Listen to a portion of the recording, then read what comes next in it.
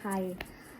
थोड़े दिन पहले मुझे बहुत सारी ऐसी मदर्स की रिक्वेस्ट आई कि मैम एक व्लॉग शूट करो, एक वीडियो शूट करो कि आपने कैसे एलेक्स और सारिया के साथ मैनेज किया एक साथ। कुछ उनमें से प्रेग्नेंट थे, कुछ का अभी अभी न्यूली बॉर्न बेबी है, जिनकी फैमिली उनके पेट से खुश नहीं है कि वो उनके बेबी के आसपास आ सकती है या नहीं आ सकती है।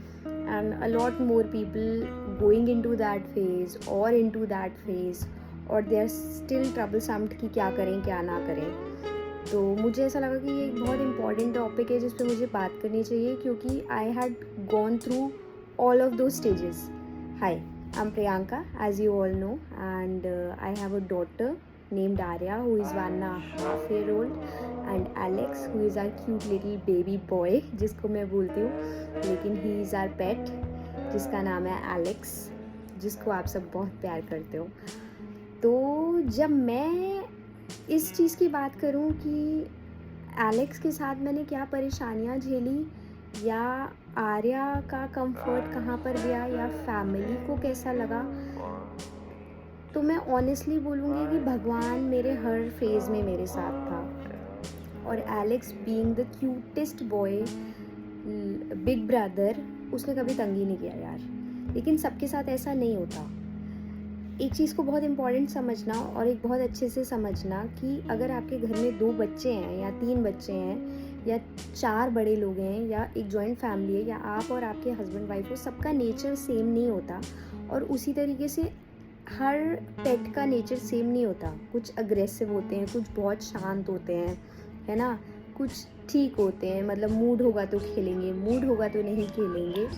और उसमें एक चीज़ आपको और समझनी है, अगर आपका पेट 1 ईयर, 2 ईयर, 1.5 ईयर, 3 ईयर्स तक की एज में है, तो वो अभी खुद ही एक बेबी स्टेज में है, वो खुद ही एक बच्चा है, तो वो ऑब्वियसली हाइपर एक्टिव है ना। तो उसको ये बात कैसे समझाई जाए कि आपके घर में एक बेबी आने वाला है या आपके घर में एक बेबी है। मैं आपको एक बात बहुत फ्रैंकली बोलूँगी और आपके फेस पे बोलूँगी, if you are going to be a mother और you are a new mother, तो आपके हॉर्मोन्स और आपके अंदर की जो ये मदर वाली अभी अभी ये न्यू फीलिंग होती है ना, ये बहुत पॉजिटिव होती है अपने बेबी को लेके। बट कभी कभी मदर्स थोड़ा सा पोस्टपार्टम डिप्रेशन में भी होती हैं कि वो नहीं भी इस फेस को एक्सेप्ट कर पा रही होती, तो कभी कभी उनको पेट से प्रॉब्लम होने लगता है। उन्हें लगने लगता है कि यार ये क्यों आ रहा है मेरे बेबी के पास, या ये क्यों अटेंशन ले रहा है, ये मेरा बेबी है, इसको कुछ हो ना जाए। टचवुड मुझे ऐसी कभी कोई फीलिंग नहीं आई थी। मुझे एलेक्स को देखकर रोना आता था। मुझे क्या रोना आता था, जब मैंने आर्या को डिलीवर किया था एंड हमने डॉक्टर को ये बात बताई कि हमारे पास एक पेट है, क्या कोई ऐसी चीज़ है जो हमें ध्यान रखनी है, बिकॉज़ अभी बेबी बॉर्न ही हुआ है। तो सिर्फ हम अपनी सेटिस्फैक्शन के लिए डॉक्टर से बात करना चाहते थे। तो मेरे पीडियाट्रिशियन ने मुझे एडवाइस किया था कि सिर्फ 40 डेज़ थोड़ा सा बेबी को और अपने पेट को दूर रखना, थोड़ा सा, क्योंकि बहुत बाल, क्योंकि हमने बताया था कि हमारे पास गोल्डन रिट्रीवर है तो बहुत हैरी है।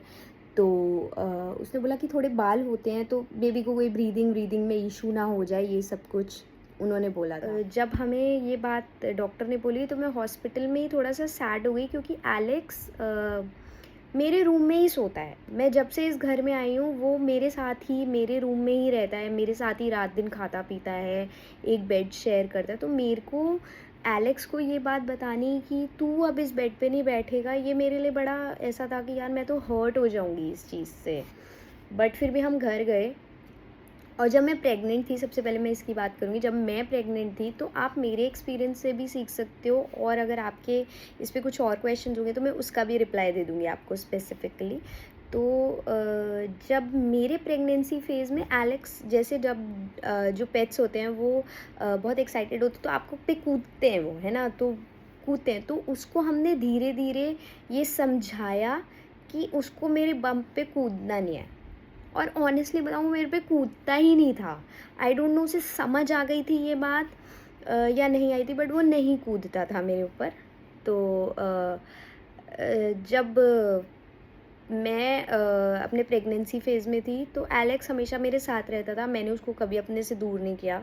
वो मेरे साथ सोता था, मेरे साथ खाता था, मैं जो भी खाती थी वो मेरे साथ शेयर करता था। डेफ़िनेटली आप पेट्स के साथ एक बाउंड्री बना के रखते हो, क्योंकि हमें पता है कि अब भगवान जी ने उन्हें कुछ प्रॉब्लम्स दे दी उनके सलाइवा में, तो डेफ़िनेटली वो तो हम नहीं उसका कोई सॉल्यूशन नहीं होता।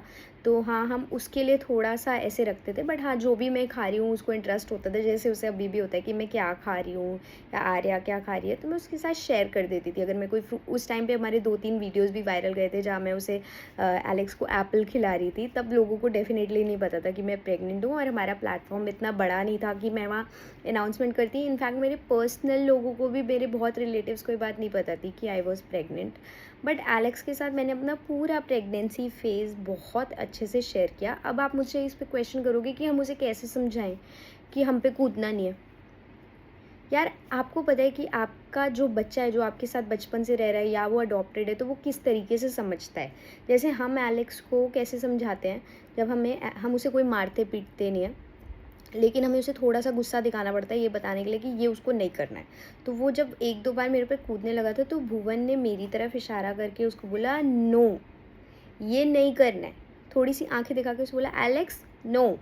तो वो इतने में ही समझ गया कि उसको ये नहीं करना मेरे साथ, उसको मेरे ऊपर नहीं कूदना। और जब बेबी आया तो मुझे नहीं पता यार, इनको पहले से ये चीज़ समझ आ जाती है, क्योंकि मैंने एलेक्स का वो फ़ेज़ देखा जहाँ एलेक्स थोड़ा-सा जेलस हो गया।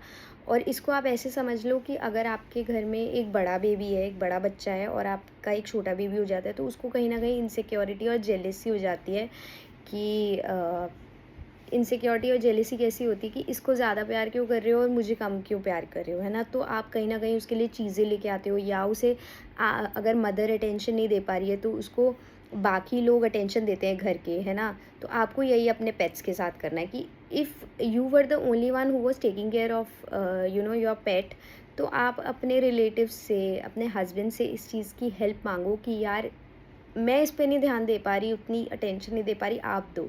जैसे हम टॉयज़ लाते थे तो हम 2 लाते थे, और अभी 20-21 डेज़ की ही और हमने एलेक्स के थोड़े से बाल ट्रिम करा दिए थे, 2 हम उसके, ऐसे नहीं कि ज़ीरो करा दिया था, सिर्फ़ एक लैब्राडोर कट दे दिया था हमने उसको, कि बाय चांस भी अगर डॉक्टर इस चीज़ को, तो उसके बीच में क्या हुआ था, ये करवाने से पहले एक दिन एलेक्स ने ज़िद करी बेड पे आने के लिए, और भुवन ने उसको डाँट के बोला कि नहीं, बेड पे नहीं बैठना है, क्योंकि हमें डॉक्टर ने मना किया था।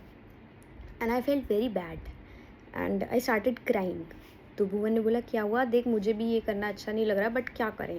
तो मैंने बोला कि प्लीज़ मत करो, और हमने उसे ट्रीट दी और हमने उसे बेड पे बिठा दिया। और उसके नेक्स्ट डे मैंने, भुवन ने ये सोचा कि हम इसे ग्रूमिंग के लिए ले जाते हैं, उसके बाद थोड़े से छोटे करवा देते हैं, तो एटलीस्ट हम दोनों को ये गिल्ट नहीं आएगा कि हमने उसके साथ कुछ गलत किया है। तो हमने उसकी थोड़ी-थोड़ी ट्रिमिंग करा दी और फिर वो मस्त बेड पे बैठता था। लेकिन हाँ, हम थोड़ा-सा ये ध्यान रखते थे, पहले वो बेड पे कैसे भी कूद जाता था, उतर जाता था, तो आर्या एकदम सेंटर में होती थी, तो हम थोड़ा-सा ध्यान रखते थे कि एलेक्स उसके ऊपर ना कूद जाए, वो तो आप लोग भी रखोगे ही इतना ध्यान, है ना?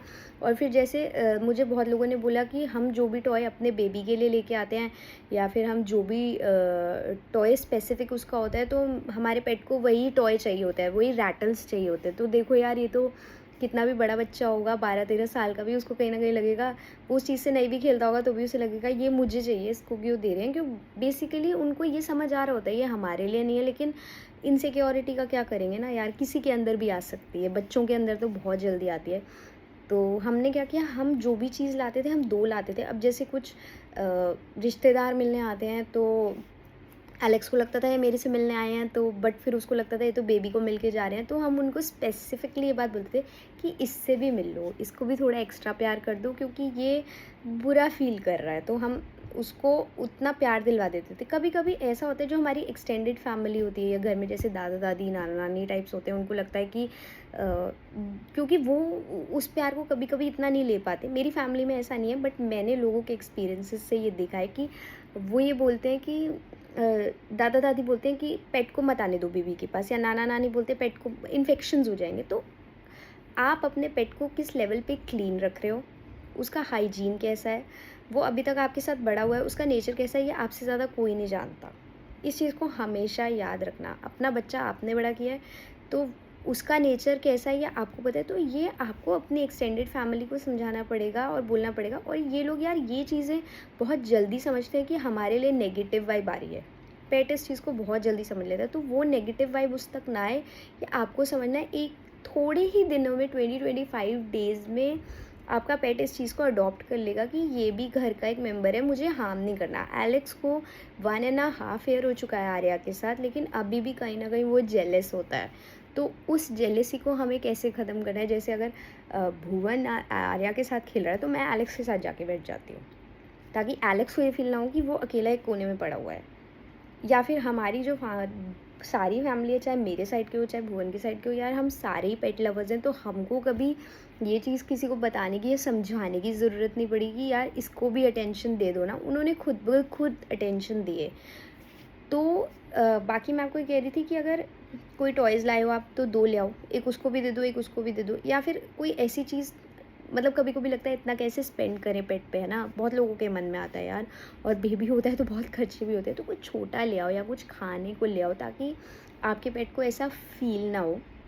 बट कभी कभी पेट्स बहुत हाइपर एक्टिव होते हैं, जैसे वो भौंकते हैं, बच्चा उड़ जाता है, ठीक है? तो यार ये तो ऐसे समझ लो कि अगर आपके घर में एक बड़ा बच्चा है और आप उसे बोलो चुप हो जा, चुप करके एक कोने में बैठ के खेल ले, तो वो नहीं खेलेगा ना, उसका जो मन करेगा। तो वो सारी चीज़ें तो यार अगर आप अपने पेट रखा है तो आपको डील करनी ही पड़ेगी। धीरे धीरे ऐसा होता है कि आपका बच्चा उस चीज़ को अडेप्ट कर जाता है कि घर में पेट है, वो भौंकेगा ही पर मुझे सोना है। कभी कभी डर भी जाएगा बच्चा, तो उसे समझाओ कि ये तो भैया है या ये दीदी है। जैसे हम आर्या को बोलते हैं, अरे एलेक्स भैया ही तो है, एलेक्स भैया ही तो है, तो आर्या। और एक चीज़ याद रखना यार, जो बच्चे पेट्स के साथ बड़े होते हैं ना, उनकी इम्यूनिटी बाकी बच्चों से बहुत स्ट्रांग होती है, क्योंकि वो बचपन से ही उनकी बॉडी, ये बाल, ये सब कुछ लेना सीख जाती है। तो it's never so tough until and unless you are making it tough, ठीक है? तो अब आपको ही लगे, अब आपकी मदरली फीलिंग या मदरली गट्स इतने स्ट्रांग हो गए हैं कि आपको लग रहा है मेरा बच्चा आ गया तो मुझे पेट की ज़रूरत नहीं, तो आप गलत हो यार, वो आप नहीं कर सकते हो, ठीक है? तो इन सब चीज़ों में डील करना इतना टफ़ नहीं होता जितना हम टफ़ बना लेते हैं।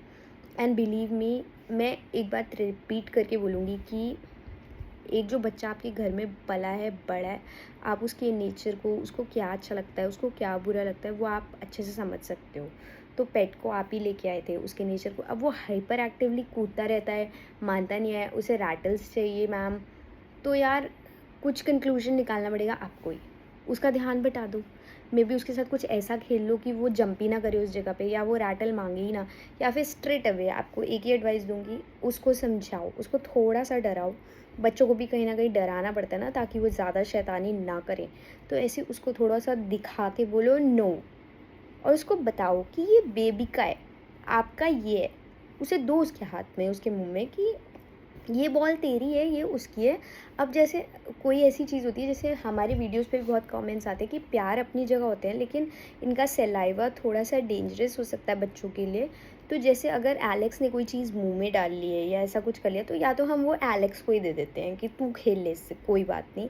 या फिर आर्या, अगर हमें पता है वो बार बार उठाएगी क्योंकि दोनों का स्टेज ऐसा है, तो हम उसे अच्छे से वॉश कर देते हैं, सैनिटाइज कर देते हैं, क्योंकि कहीं ना कहीं ये चीज़ें हमें भी ध्यान रखनी है। कोई क्वेश्चंस हैं या फिर भी इन चीज़ों में ऐसा लगा कि मैंने कुछ ऐसा बताया जो मुझे नहीं बताना चाहिए था, या थोड़ा सा टफ है समझने के लिए, तो मुझे क्वेश्चंस नीचे लिख दो। मैं हर किसी का इंडिविजुअली जवाब दे दूँगी, लाइव आ जाऊँगी। या फिर ऐसा कर सकते हैं कि हम एक लाइव प्लान कर सकते हैं, जिसमें मैं लाइव पे आके ऐसे ही क्वेश्चंस के जवाब दे दूँगी। तो मुझे कमेंट करके ज़रूर बताना। मैंने बहुत अपनी स्टोरी बताते हुए और बाकी चीज़ों को ध्यान रखते हुए ये सब अभी शूट किया है, सिर्फ वन गो में शूट किया है। हो सकता है कि मैं कोई पॉइंट्स लूज़ कर रही होंगी, तो सिर्फ एक ध्यान रखना कि सिर्फ एक चीज़ का ध्यान रखना है आपको, कि आपका बच्चा है वो कैसे पला है, कैसे बड़ा है, ये आपको बहुत अच्छे से पता है। जो न्यूबॉर्न आया है वो कैसा है वो आपको पता है। तो दोनों के बीच में ट्यून कैसे बिठानी है, being parents you should know that, right? We knew it. हमारी फैमिली सपोर्टिव थी, कुछ फैमिली सपोर्ट नहीं होती, तो उन फैमिली मेम्बर्स को भी तो आपको ही समझाना पड़ेगा ना। बहुत सारी चीज़ों में हमारे पेरेंट्स से, हमारे इन लॉज से हमारी नहीं बनती, पर हम उन्हें समझाते हैं ना, तो ये आपको समझाना है यार, आपको बताना है। ये थोड़ी ना कि घर में एक छोटा बच्चा आ गया तो अभी तक जो आपका पेट था, जो आपका बच्चा था, आप उसे घर से बाहर निकाल के फेंक दोगे, फिर तो आई एम सॉरी, आपके पेरेंट्स के इंस्टिंक्ट ही गलत हैं, है ना? कल को फिर आपका बड़ा बच्चा जो जो ह्यूमन बेबी है वो आया आपकी लाइफ में, आपको लगेगा तो उसको तो निकाल के नहीं फेंक दोगे ना यार। तो प्लीज़ ये मत करो कि एक बच्चा हो गया घर में तो पेट को निकाल दिया या पेट के साथ गलत बिहेव किया। इस सबको थोड़ा सा ध्यान रखो। Things will fall in place. It takes time, it takes time. ठीक है. एंड देन थोड़ा सा पोस्टमार्टम टाइम में मैं समझती हूँ कि प्रॉब्लम लगती है, गुस्सा आता है, बट सब हो जाएगा, धीरे धीरे हो जाएगा. ठीक है.